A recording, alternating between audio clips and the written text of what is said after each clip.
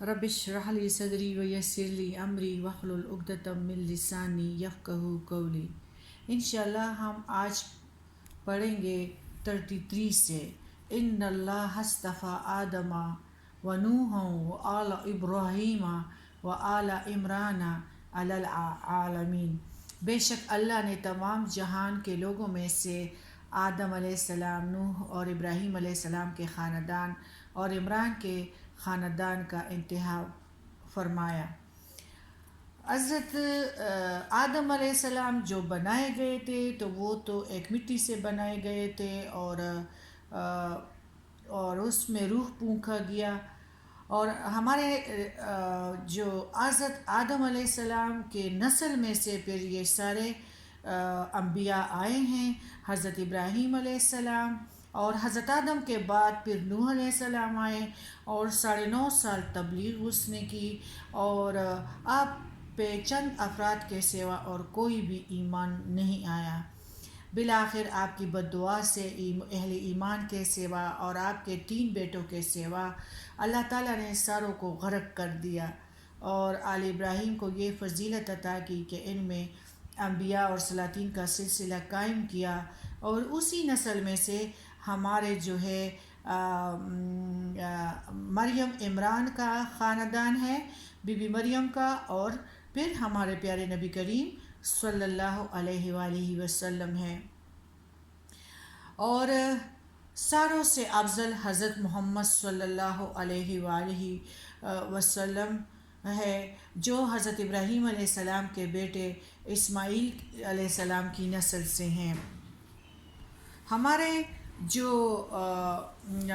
عیسائی جو تھے وہ ہم سے ضد شروع سے نہیں کرتے تھے۔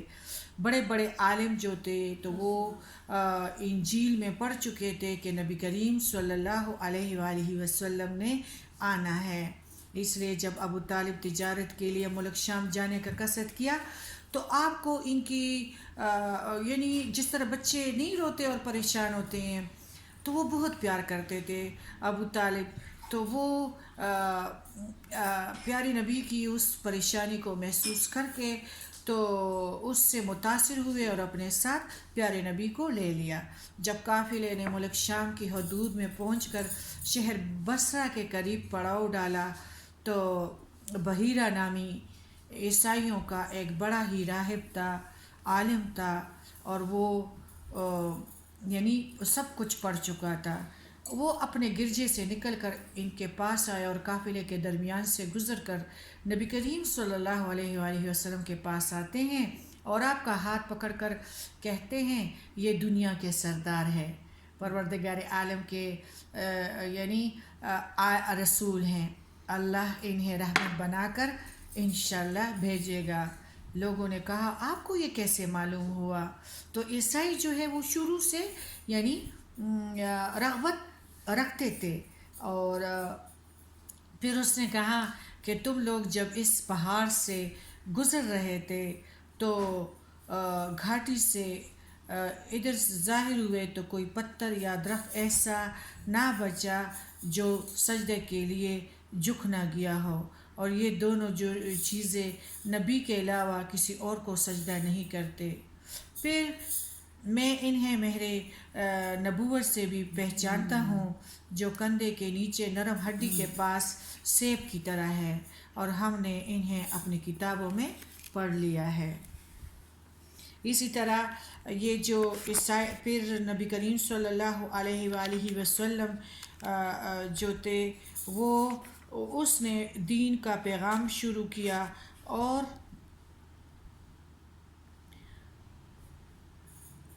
یہودی جو تھے، یہ مشرکین مکہ جو تھے، یہ یعنی دین کا کام سکون سے نہیں کرنے دیتے تھے، ان کا ضد تھا، مکر تھا، اور عیسائی جو تھے وہ ان چیزوں میں نہیں تھے۔ اگر کوئی مسلمان نہ بھی ہوا لیکن ان لوگوں نے سکونت اختیار کی، اور دل میں ان کا یہ ضرور تھا کہ یہ پیارے نبی جو ہے یہ وہی ہے جو اللہ نے ہمارے کتابوں میں لکھ کے بھیجا ہے کہ آئے گا، احمد ہوگا اور آخری نبی ہوگا۔ لیکن مکے والوں کے لوگوں نے ضد کی وجہ سے اور لالچ کی وجہ سے، یعنی کہ یہ اتنا بڑا کام کر لے گا، اور اسی وجہ سے وہ غلط کام کرتے رہے اور سکون سے پیارے نبی کو نہیں چھوڑتے تھے کہ وہ دین کا کام کر لے، اور اس طرح وہ اور لوگوں کو بھی اکسایا کرتے تھے۔ اکثر جو مکر والے ہوتے ہیں ڈال کے آگے تیر اوروں سے چلاتے ہیں اور مکر کسی اور کا ہوتا ہے۔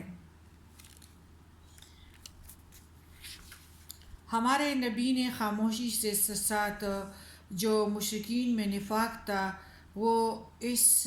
میں کلم ظاہر ہو گیا، اور منافقین آستین کے سانپ بنے ہوئے تھے، اور عبداللہ بن ابی جو اکثر ڈال کے پیچھے ہوا کرتے تھے اور بات کسی اور کا اڑاتے تھے۔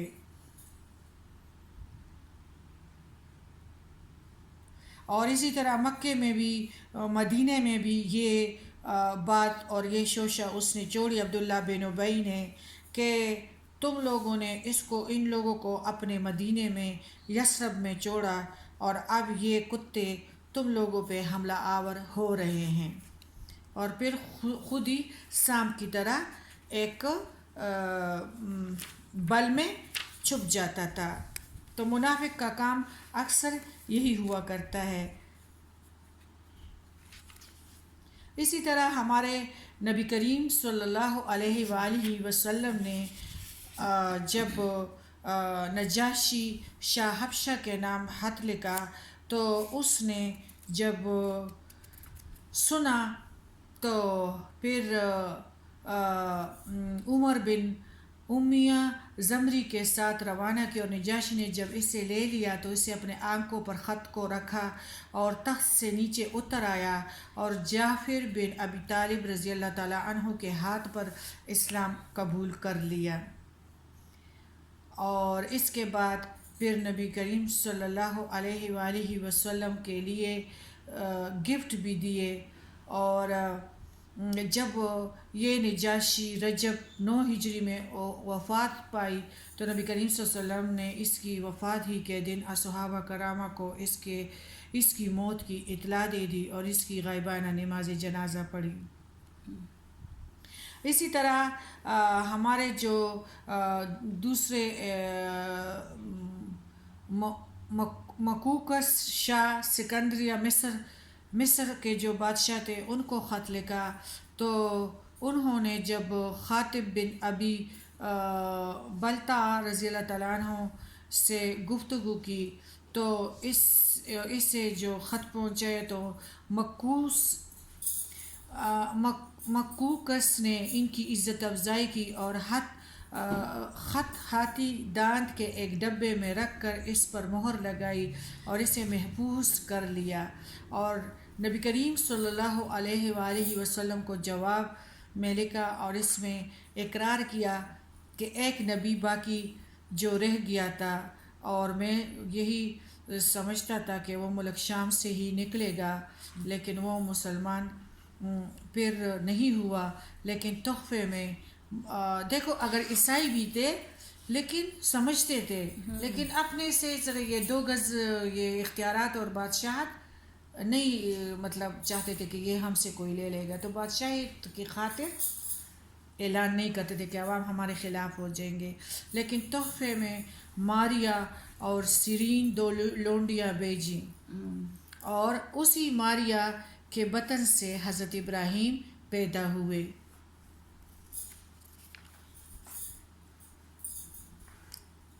اسی طرح جب ہرقل کے کیسر شاروم کے نام پہ نبی کریم صلی اللہ علیہ وسلم نے اسلام کا پیغام بھیجا، تو دیکھو پہلے لوگ اگر کافر بھی ہوتے تھے تو جھوٹ نہیں بولتے تھے، آج اگر ہم مسلمان ہیں تو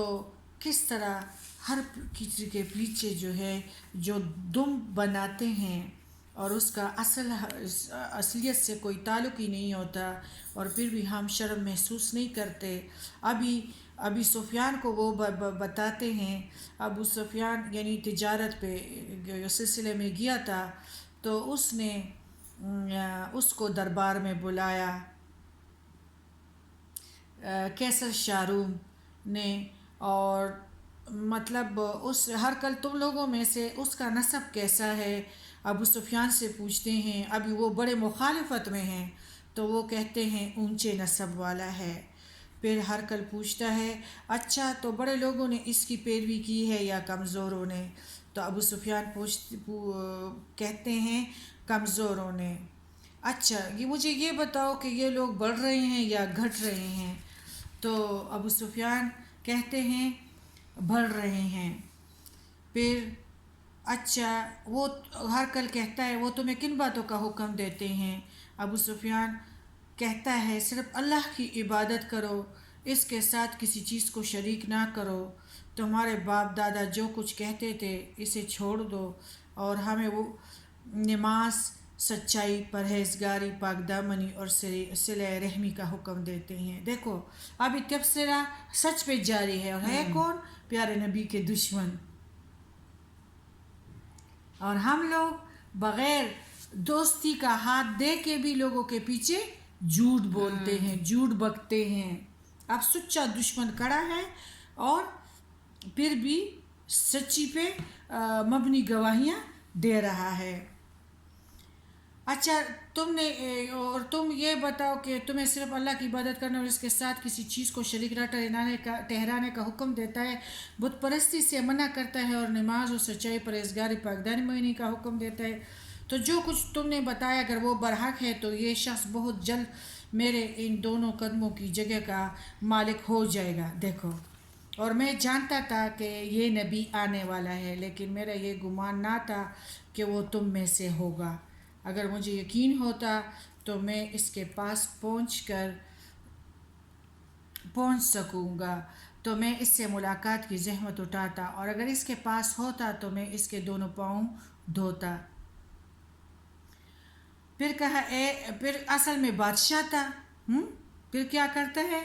کہ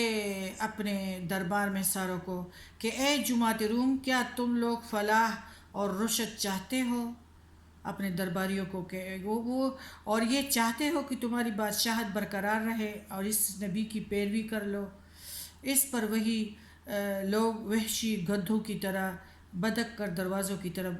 بھاگنے لگے، مگر دروازوں کو بند پایا. ادھر قیصر نے ان کی نفرت دیکھی تو کہاں بادشاہی کی لالچ میں انہوں نے، یعنی دل میں محبت تو تھا لیکن بادشاہی کی لالچ میں اس نے کہا میرے پاس پلٹ آؤ. پھر ان سے کہا میں نے جو بات کہی تھی اس سے تو تمہارے دین میں تمہاری پختگی آزمانا چاہ رہا تھا، جس میں نے دیکھ لیا. اس پر ان عظماء نے اسے سجدہ کیا اور اس سے خوش ہو گئے. اس تفسیر سے ظاہر ہوتا ہے کہ قیصر نے نبی کریم صلی اللہ علیہ وآلہ وسلم اور آپ کی نبوت کی سچائی کو پوری طرح جان لیا اور پہچان لیا، لیکن بادشاہت کی محبت غالب آ گئی اور وہ اسلام نہ لایا. اپنا گناہ بھی اٹھایا اور اپنی ریا کا بار گناہ بھی، جیسا کہ نبی کریم صلی اللہ علیہ وسلم نے نام مبارک میں تحریر فرمایا تھا کہ یعنی کہ تم لوگوں کی زندگی ایسی ہو جائے گی کہ اگر اس غنیمت کو چھوڑ دیا تو تم لوگوں کے مال اور بچے اور عورتیں بھی قیدی بن جائیں گے، جس طرح آج کل ہمارے صورت حال ہے.